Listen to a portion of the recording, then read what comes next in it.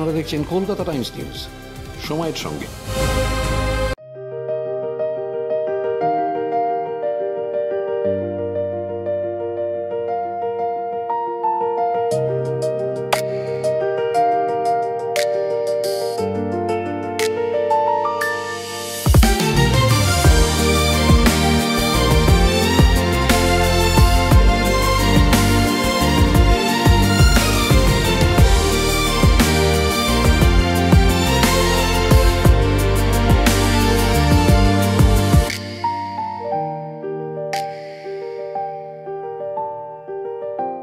একত্রিশতম আন্তর্জাতিক চলচ্চিত্র উৎসবে শেষমেশ বাংলা ছবির ইতিহাসকে কিভাবে মনে করা যায় তারই রেস ধরে বড়বাবু।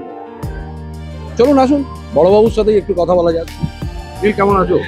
ভালো আছি, আনন্দে আছি। বড়বাবু এরকম একটা উৎসবে মানুষ প্রথম দেখলো তাকে, আবার সারা মানে ভারতবর্ষ এবং আন্তর্জাতিক প্রেক্ষাপটেও যাবে কদিন বাদে গোয়ায়, এবং বড়বাবুকে নিয়ে যে যাওয়া যাচ্ছে এবং এই মানুষগুলোকে তো আমরা বিস্তৃত হয়ে যাই।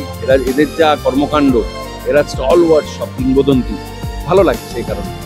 মানে এই তোমার কথার রেস ধরে একটা কথা জিজ্ঞেস করতে ইচ্ছেই করছে যে ধরো ধীরেন গাঙ্গুলি একেবারে বাংলা ছবির প্রবাদ পুরুষ, সেইখান থেকে একেবারে শিশির ভাদুরী, মানে দিস আর স্টল ওয়ার্ড, এইরকম একটা স্টল ওয়ার্ড, এবং তাকে তোমাকে রেপ্লিকেট করতে হচ্ছে বা তার নিজেকে একেবারে সেখানেই ফেলতে হচ্ছে। কতটা অভিনেতা হিসেবে কতটা খুবই কঠিন, মানে কঠিন বলতে কঠিনতর, কারণ কোনো সোর্স নেই, কোনো ফুটেজ নেই। ঋত্বিকবাবু সম্পর্কে তাও ফুটেজ আছে, আমি ঋত্বিকবাবু পড়েছি বলে বলছি।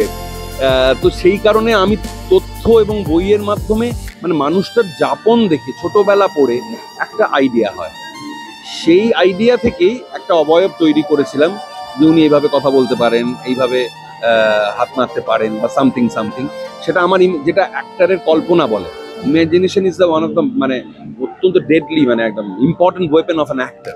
তো সেইখান থেকে করে একটা নিজের মতো লিখেছিলাম, লিখে বা স্ক্রিপ্টে যে সিন আছে তার পটভূমি, তার প্রেক্ষাপট কি হতে পারে ভেবে আমি করেছি। আচ্ছা, এইটা কি কখনো হয়েছে যে মানে বড়বাবু করতে ছবিটা করতে গিয়ে মানে ধরো স্ক্রিপ্টে একটা কিছু লেখা হয়েছে, একটা ভাবনা চিন্তা হয়েছে, কিন্তু পরবর্তীকালে শর্টটা নেওয়ার সময় তখন মনে হচ্ছে যে না, ব্যাপারটা এরকম না, সেটা আমি আগেই ঠিক করে নিয়েছিলাম। যা আমার বক্তব্য ছিল, রশ্মিদিকে আগেই বলেছিলাম এই লাইনটা ভালো লাগছে না, উজ্জ্বলদা লিখেছিলেন এইটা একটু চেঞ্জ করা যায় কি, বা আমার কথাতে রশ্মিদা আমি বললাম তুমি চাণক্যের অংশ আমি বেছে দিলাম, চাণক্যর মৃত্যু সম্পর্কে উক্তিটা আমি বাঁচলাম, আলমগীরের ওইগুলো আমি ইনক্লুড করালাম, মানে এগুলোকে ঢোকাতে হবে, মানে আমি লজিক্যালি বলেছিলাম এবং রশ্মিদি আমার কথা মেনে নিয়েছিলেন, চিত্রনাট্যকারও মেনে নিয়েছিলেন। আমি অনেকগুলো সোর্স তথ্য দিয়েছিলাম যেগুলো ইনক্লুড করা হয় লাস্টের বক্তৃতাটা। তো আই ওয়াজ সো ইনভলভ, মানে আমি এই ইনভলভটা, মানে এই ইনভলভমেন্ট চট করে হয় না, এটা ঘোরের মধ্যে চলে গেছে। এবং যেদিন শুটিং শেষ হচ্ছে, মানে ওই কোনারকের সমুদ্র তীরে লাস্ট শটগুলো প্যাক আপ, র্যাপ আপ, মানে আই জাস্ট ক্রাইড, মানে বাচ্চাদের মতো কেঁদে ফেলেছে। আর আমি এই মানুষটা হতে পারবো না, আর আমার শেষ হয়ে গেল শিশির যাপন। এইটার সাথে একটা মানে জিজ্ঞেস করতে ইচ্ছে করছে যে মঞ্চ, মানে শিশির ভাদুরী যেভাবে মঞ্চে ভেবেছেন, এই যে একটা যে আমরা আজকাল বলি যে সো কল্ড স্টারডম, মানে আমির খান এই সেই এতগুলো, তারা একটা রকম ভাবে একটা স্টার, সেই সময় শিশির ভাদুরী মানে সেও তো এইরকম একটা স্টারডম। না, থিয়েটারে সিনেমায় নয়, থিয়েটারে তো স্টার বটে, থিয়েটারে তো আজকের যুগেও স্টার আছে আমাদের, দেবশঙ্কর হালদার আছে, গৌতম হালদার আছে, আরো অনেক অভিনেতা আছে। তো থিয়েটারের স্টারডম একসময় বাবাদের আমল হচ্ছিল, অরুণ মুখোপাধ্যায়, জগন্নাথের পর ইউজ সুপারস্টার। আপনি যদি এর কথা বলেন, আমাদের তার আগে অজিতেশ বন্দ্যোপাধ্যায়, উৎপল দত্ত, মনোজ মিত্র, তো থিয়েটারের স্টার কিন্তু সবসময়ই ছিল। এবং গিরিশ ঘোষের পরবর্তী যুগে শিশির ভাদুরীর সঙ্গে এবং গিরিশ ঘোষের সঙ্গে যখন অর্ধেন্দু শেখর মুস্তাফি, সেও স্টার। তো তারাও star, Girish Ghosh is much bigger institution, Shishir Kumar star তো বটে, এবং তার থেকেও বড় ইনস্টিটিউশন। একাধারে অধ্যাপক, একেবারে ছাত্রছাত্রী তৈরি করছেন। প্রভাদেবীকে তো ও তৈরি করেছে, হাতে গড়া।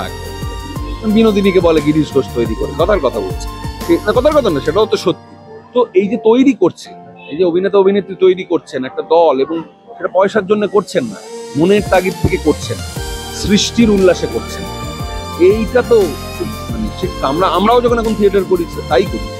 এই যে একটা জিনিস, মানে আমাদের মাঝে মাঝে এটা খরচা লাগে যে মানে এই ধরনের যখন ছবি হয়, মানে একটা থিয়েটার পার্সোনালিটিকে মানে সেখানে কি সত্যি প্রযোজক বা যারা ছবিটা করছে বা Right. যারা তা অভিনয় করছে হ্যাঁ। তারা কি ছবিটা সত্যি ভাবে যে না পয়সা আসুক, নাকি একেবারে ছবিটা না, মানে- পয়সা আসুকটা পুরোটা তো আমাদের হাতে থাকে না।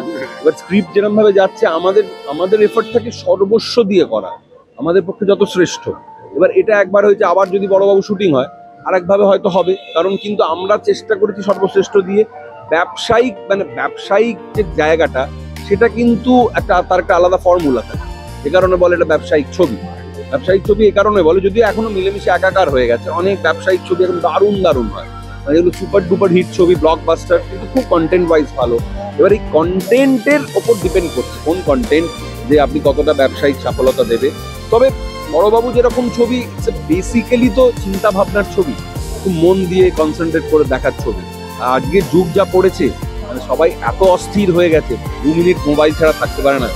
সেখানে দাঁড়িয়ে হয়তো এটা হতে পারে এই ধরনের ছবি, ধরুন আমি একটা তারকবস্কির ছবি দেখছি, আমি যখন তারকবস্কি দেখেছি কিছু বুঝতেই পারছি না, আমি তো উঠে গেছি। সেটা এটা নয়, কিন্তু আমি সেটা বলছি না। কিন্তু প্রত্যেকটার মানে এটা বোঝা উচিত, প্রত্যেক ছবি দেখাটাও একটা অভ্যাস, ছবি দেখাটা একটা ভাবনা। মানে এবার কেউ যদি বলে না আমি শুধু মস্তি করতে ছবি দেখতে যাবো, করতেই পারে, তাতে কোনো আপদ, আমিও দেখি, কিন্তু দেখার ধরনটা আলাদা হয়, তখন চোখটা পাল্টে যায়, দৃষ্টিভঙ্গি পাল্টে যায়। তো বড়বাবুও সেটা, এবং বড়বাবু যদি শুধু ব্যবসায়িক সাফল্য মানে মানে পাবলিক হলে রিলিজ করে যদি না আসে, তার অন্যান্য উপায়ও আছে। এই যে ইফি যাচ্ছে, যদি কোনো অন্যান্য ক্ষেত্রে বিক্রির ব্যবস্থা করা যায়, এই ছবিগুলো কিন্তু ওটার উপরই নির্ভর করে, ইন্ডিপেন্ডেন্ট ছবিগুলো। আচ্ছা, একটা শেষ প্রশ্ন। হ্যাঁ, এই বড়বাবু হলো একটা সিরিয়াস একটা ছবি, এরপরেই তো আবার একেবারে জীবিকার তাগিদে বা হ্যাঁ, তো আজকেই করে এলাম, সিরিয়াল করতে হবে, আজকেই করে এলাম। আবার তাহলে এরকম বড়বাবুর জন্য কি মানে অপেক্ষায় থাকতে হবে? আমি থাকি, হ্যাঁ, মানে এটার রিপ্লেস করা খুব মুশকিল।